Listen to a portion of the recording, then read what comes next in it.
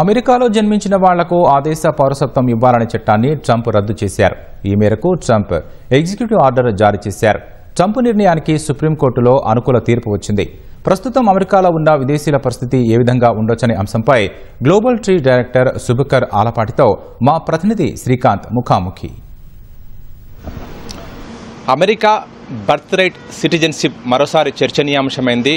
Trump తీసుకున్న నిర్ణయాన్ని అక్కడి సుప్రీంకోర్టు సమర్థించింది. అయితే అక్కడి పౌరులు ఇప్పటికే ఆందోళన కొనసాగిస్తున్నారు. ప్రస్తుతం సుప్రీంకోర్టు నిర్ణయం వల్ల ట్రంప్ ఏ విధంగా ముందుకు వెళ్ళొచ్చని తెలుసుకోవడానికి global tea director Subhakar Alapati గారు మనతో ఉన్నారు. ఆయన అడిగి మరో తెలుసుకుందాం. సార్, ప్రస్తుతం బర్త్ రైట్ సిటిజన్షిప్ పై ఇప్పటికే అక్కడ అమెరికాలో ఆందోళనలు కొనసాగుతున్నాయి. ట్రంప్ తీసుకున్న నిర్ణయం పైన అక్కడ నిరసనలు కూడా వెలువెత్తుతున్నాయి. సుప్రీంకోర్టులో కూడా ట్రంప్కు ఊరట దక్కినట్టుంది కదా, దానికి సంబంధించిన వివరాలేంటి?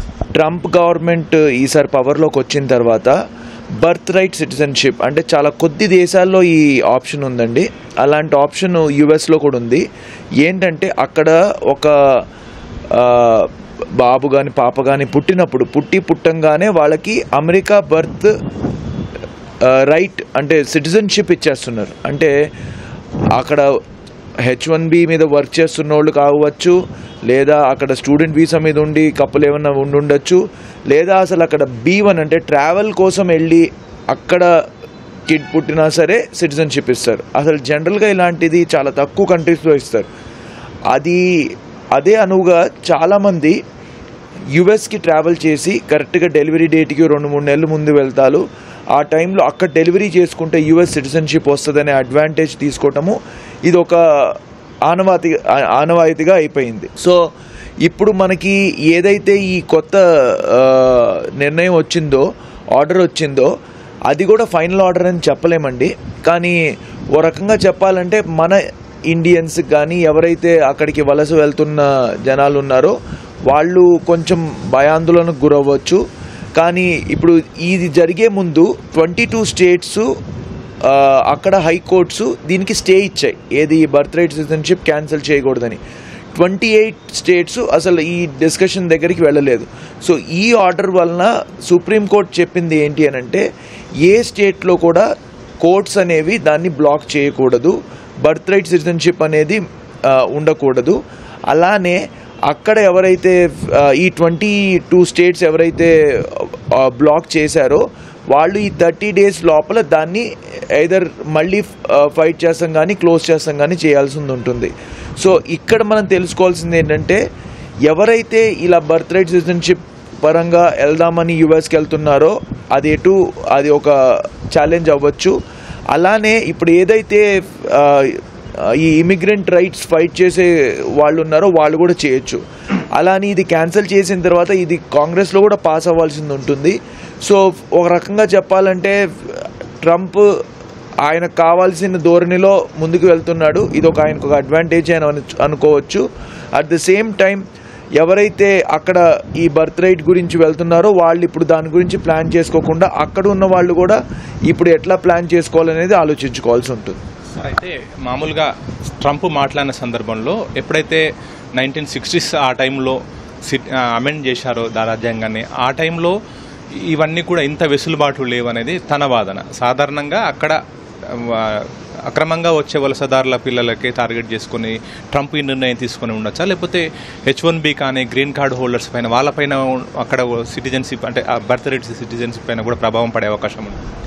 అంటే ఇది అందరి మీద వస్తుందండి. అంటే ఈవెన్ అక్కడ వర్క్ చేసే అఫీషియల్స్ ఎవరైతే H1Bs మీద ఉన్నారో వాళ్ళ కిడ్స్కి కూడా బర్త్ రైట్ డైరెక్ట్గా రాకపోవచ్చు. అంటే ఇప్పుడు ఇది బర్త్ రైట్ తీసేస్తున్న తర్వాత ఒకళ్ళు అక్కడ వర్క్ చేస్తున్న వాళ్ళ కిడ్స్కి కొత్త పాలసీ రావచ్చు. ఇన్నాళ్ళుగా వాళ్ళు ఉంటే కనుక అప్పుడు ఇస్తామనా, లేకపోతే వాళ్ళని కూడా H1B వీసా మీద ఇస్తామా, ఆ కొత్త పాలసీ ఏంటనేది మనం వినాల్సి ఉంటుంది. ఇక్కడ మనకి మెయిన్గా తెలియాల్సింది ఏంటంటేనండి, అమెరికా అనేది గ్లోబల్ టాలెంట్ని అట్రాక్ట్ చేద్దామని ఎప్పుడో ముందు చేసిన పాలసీస్, ఎన్నో ఏళ్ళ 10 సంవత్సరాల్లో ముందు చేసిన పాలసీ. సో ఈ పాలసీ ఎప్పుడో మారాల్సింది ఉంది. ఎప్పుడో 2000 నుంచి దీని గురించి డిస్కషన్ అవుతూ ఉంది. సో దానివలన అక్కడ ఉండే వాళ్ళు ఇమీడియట్గా భయపడాల్సిన అవసరం లేదు. కానీ ఈ బర్త్ రైట్ అనేది ఇప్పుడు కాకపోయినా కొన్ని రోజుల తర్వాత క్యాన్సిల్ అయ్యే అవకాశం కనిపిస్తుంది.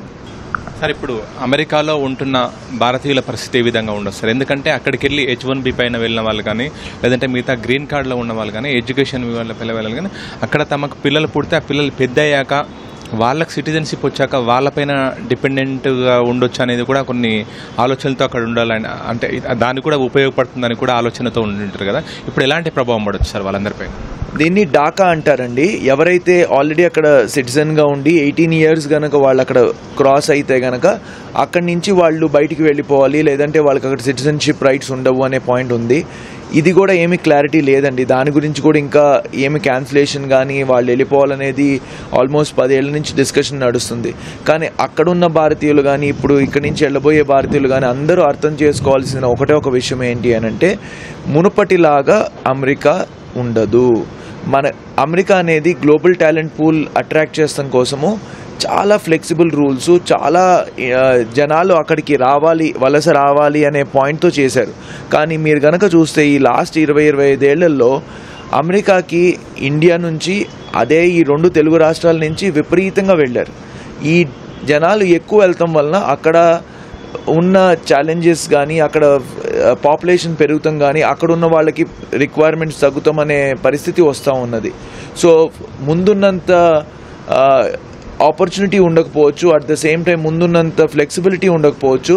But at the same time America ఇప్పటికీ కూడా largest economy in the world, $31 trillion economy. ఇవాళ రోజున ఇండియా 4th largest ఎకానమీ అయింది అనుకున్నాం, అప్పుడు 4 trillion దాటుంది. సో ఆపర్చునిటీ పరంగా ఇప్పటికీ అమెరికాలో ఉందండి ఆపర్చునిటీ. కానీ ఎలాగొట్టా వెళ్ళాలనే ఐడియాతో కాకుండా కరెక్ట్ ప్లాన్, పాలసీ, పథకం ప్రకారంగా వెళితే ఇప్పటికి కూడా ఆపర్చునిటీ ఉంటుంది. ఎందుకు సార్ ట్రంప్ ఈ బర్త్ రైట్ సిటిజన్షిప్ సంబంధించి కానీ మిగతా వీసాల విషయంలో ఎందుకు ఇంత కఠినంగా వ్యవహరిస్తున్నారు? ఎందుకంటే ఇదివరకు టాలెంటెడ్ని అట్రాక్ట్ చేయడానికి అంటున్నారు, మరి ఇప్పుడు ఈ ట్రంప్ నిర్ణయాలు ఎందుకు ఈ విధంగా ఉంటుంది? అంటే ఒక రకంగా చెప్పాల్సింది ఏంటంటేనండి, మన మిస్టేక్ కూడా ఉందండి. మనోళ్ళు కూడా ఇక్కడ ఏం చేశారంటే ఈ ఏదైతే అమెరికాలో ఉన్న ఫ్లెక్సిబుల్ వీసా రూల్స్, కండిషన్స్ ఉన్నాయో దాన్ని ఒక రకంగా మనల్ని మిస్యూటిలైజ్ కూడా చేశారు. ఇది ఒక రకంగా చెప్పాలంటే మనం ఇండియాలో ఉన్నప్పుడు కూడా మనము వేరే దేశం వాళ్ళు, ఇప్పుడు బంగ్లాదేశ్ వాళ్ళు కానీ లేకపోతే పాకిస్తాన్ వాళ్ళు కానీ మన కంట్రీలోకి వస్తారంటే మనం అలో చేయము కదండి. సో అట్లానే యుఎస్ కూడా అదనే చేయబోతుంది. ఎందుకంటే దీన్ని బాగా యూటిలైజ్ చేసుకున్నారు. ఏదేదో పాలసీస్ పెట్టుకొని, ఏదేదో సిస్టమ్స్ పెట్టుకొని మన వాళ్ళు దాన్ని ఎక్స్ట్రా యూటిలైజ్ చేశారు. వీటితో ఏమవుతుందంటే అక్కడున్న ఇమిగ్రెంట్సే మొత్తం తీసేసుకుంటా ఉంటే అక్కడున్న లోకల్స్కి ఆపర్చునిటీ ఉండదనే పాయింట్తో చూస్తూ ఉన్నారు. ప్రధానంగా ట్రంప్ తీసుకునే నిర్ణయాలు టారిఫ్ విషయంలో కానీ మిగతా విషయాల్లో కానీ కాస్త వెనక్కి కూడా తగ్గుతున్నాడు. అయితే ఇప్పుడు బర్త్ రైట్ సిటిజన్షిప్ విషయంలో ఆయన తీసుకున్న ఎగ్జిక్యూటివ్ ఆర్డర్కి సంబంధించి ఇప్పటికే అక్కడ స్థానికంగా కూడా కాస్త నిరసనలు వెల్లువెత్తుతున్నాయి. అక్కడున్న పౌరులు కానీ అక్కడున్న అమెరికన్స్ కానీ కూడా కొంతమంది సపోర్ట్గా కూడా చేస్తున్నారు. దీని విషయంలో ఏమన్నా తగ్గొచ్చని చెప్పి కూడా ఏమన్నా అట్లా వినిపించే అవకాశం ఉంది? వార్తలు వస్తుంది అంటే మన ట్రంప్ గారు ఏం చేస్తారన్నది మనకి నెక్స్ట్ డే మార్నింగే తెలుస్తుందండి. ఆయన టారిఫ్ విషయంలో కూడా చూశారు. ఫస్ట్ ఫిక్స్డ్ అంటాడు, దాని తర్వాత మళ్ళీ 2 months ఆపానంటాడు, మళ్ళీ దాని తర్వాత మళ్ళీ వచ్చానంటాడు. ఇప్పుడేమో చైనీస్ ప్రెసిడెంట్తో మీటింగ్ చేస్తున్నాను మా కొత్త టారిఫ్స్ గురించి అంటాడు. అలా సో ఆయన ఏం చేస్తారనేది మాత్రం మనకు తెలీదు. ఓ రకంగా చెప్పాలనంటే చాలా కన్ఫ్యూజను, చాలా ఆందోళనగా ఉన్న జనాలకి నేను చెప్పగలిగింది ఒకటి ఏంటంటే, ఈ సంవత్సరానికి కొంచెం ప్రశాంతంగా వెయిట్ చేస్తే నెక్స్ట్ ఇయర్స్ చాలా మార్పులు ఉంటాయి. అసలు ఏం జరగబోతుందనే క్లారిటీ కూడా మనకి లేదు. ఆ క్లారిటీ ఏంటనేది మనకి ఇయర్ ఎండ్ అయితే కానీ మనకి రాదు. ఆ క్లారిటీ వచ్చిన దాన్ని బట్టి చేసుకోవచ్చు. అండ్ గ్యారంటీగా ఆయనకు వచ్చే నిరసనల వలన ఆయన వెనక్కి తగ్గే ఆపర్చునిటీ ఉంది, ఆయన వెనక్కి తగ్గచ్చు కూడా. అండ్ బర్త్ రైట్ స్పెసిఫిక్గా మనోళ్ళు ఎక్కువ హోప్స్ పెట్టుకోవాల్సిన అవసరం లేదండి. బట్ వేరే విషయాల పరంగా మేబీ ఆయన వెనక్కి తగ్గచ్చు. ప్రస్తుతము ట్రంప్ తీసుకున్న ఎగ్జిక్యూటివ్ ఆర్డర్కి సంబంధించి అక్కడ అనుకూల పరిస్థితులు ఉన్నాయి కాబట్టి బర్త్ రైట్ సిటిజన్షిప్ విషయంలో అక్కడికి వెళ్ళాలనుకునే వాళ్ళు అంటే కేవలం ఇండియన్సే కాదు, ఇతర ప్రపంచ దేశాల నుంచి చాలామంది కూడా అక్కడ బర్త్ రైట్ సిటిజన్షిప్ కోసం కూడా అమెరికా వెళ్తుంటారు. కాబట్టి వాళ్ళందరూ కూడా కాస్త ఆలోచించి నిర్ణయం తీసుకోవాలని చెప్పి కూడా నిపుణులు చెప్తున్నారు. అయితే ఈ ఇండియా నుంచి వెళ్ళే వాళ్ళు కానీ, తెలుగు రాష్ట్రాల నుంచి వెళ్ళే వాళ్ళు కానీ అమెరికాకు అటు విద్య కోసము, ఉద్యోగ ఉపాధి అవకాశాల కోసం వెళ్ళే వాళ్ళు కూడా కాస్త ఆలోచించి, ఎందుకంటే ప్రస్తుతం అక్కడ పరిస్థితులు అంత అనుకూలంగా లేవు కాబట్టి కాస్త ఆలోచించి తర్వాతనే అక్కడ వెళ్ళాలని చెప్పి కూడా global tree director Shubhakar Alapati గారు చెప్తున్నారు. కెమెరా పర్సన్ రమేష్తో శ్రీకాంత్, ఈటీవీ న్యూస్, హైదరాబాద్.